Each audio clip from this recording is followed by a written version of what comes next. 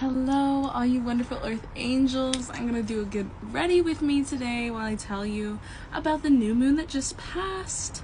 So tune in for a little bit of zodiac sign specific horoscopes, I guess you could say, and how that relates to this new moon and this new astrological new year. I'm just going in first with my Bobbi Brown face base. I think it really makes my skin just like nice and glowy and hydrated. Let's get into this new moon, okay? I feel like this new moon in March has come at such a divine time, such a great time for a restart, like new beginnings. 2023 has kind of been full of a lot of false starts or like failed starts, like failed New Year's resolutions. Like, I'm sure some of you can relate. But with the fiery new moon that just passed, like, it's going to be bringing a lot of ignition for this new year. It's going to be propelling us forward into like a bold, brand new, brave new world and a bright and shining future for all of us. So if you had like a lethargic start or like a less than stellar start to your new year, this is a total energy shift. It's time for completely new beginnings. I'm now going in with my Juvia's Place concealer. For those of you that like don't really practice new moon rituals or don't really know like what the significance of the new moon is, I just kind of want to tap into that. So new moons happen once a month. They kind of signify the beginning of a new cycle. I like to think of them as a cosmic reset. So kind of like taking your week and it's like your Sunday, your reset day, like whatever your reset day is, that is the new moon. So it's kind of like, okay, let me prepare myself for the week coming up. Let me prepare myself for like everything I have planned.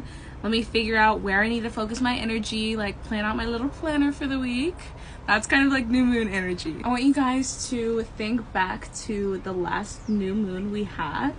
The last new moon we had was February 19th, which was, I guess, a couple days after Valentine's Day. So if you can think back to where you were and what you were doing and what you've done since that new moon shortly after Valentine's Day, that's going to help you reflect a lot of like where you've been spending your time and your energy, who you've been spending it with, and really figuring out what you want to do going forward is going to help you a lot in this next moon cycle.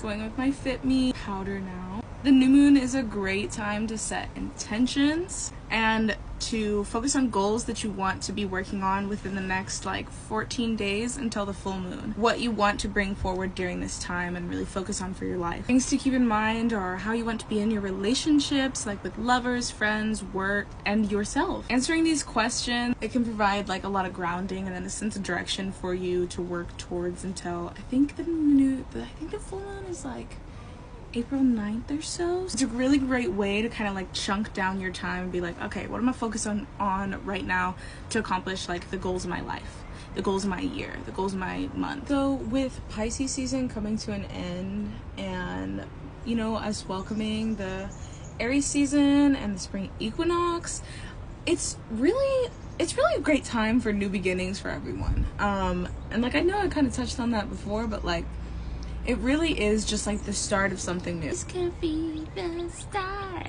If the stars wanted to signal to us like major initiating energy, they literally could not be more obvious than they are right now. This new moon in Aries is like the start of, you know, the astrological new year.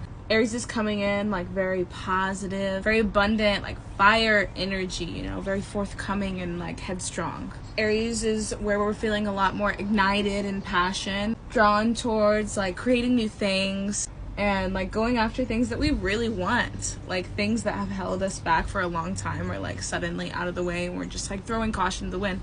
That is Aries energy, like being like, fuck it, I'm gonna just go for it, dude. I'm gonna go for it. Bring you guys in a little bit closer, a little bit more intimate space. Going in now with brows. So how do we use this Aries energy? Like how do we apply this and use it to propel us in life right now?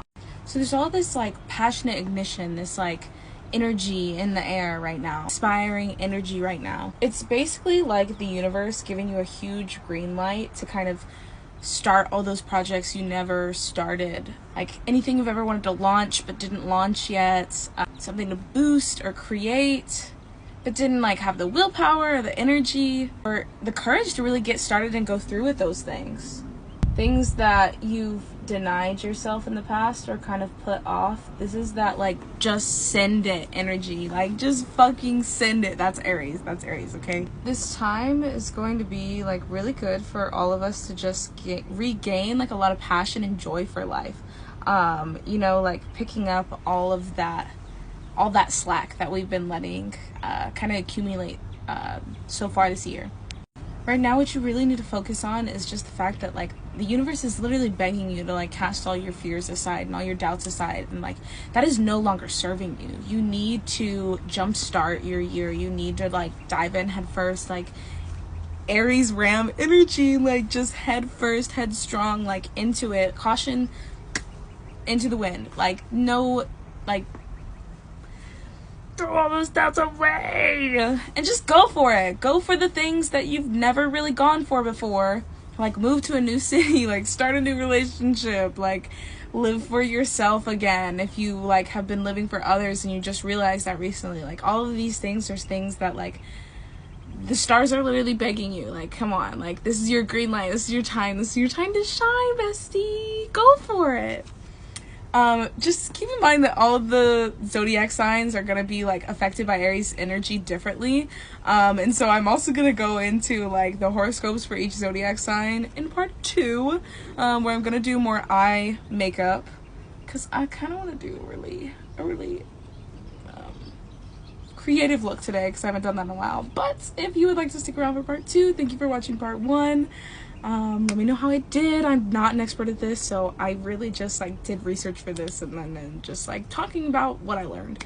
So don't be too harsh on me. I love you guys. Click to part 2.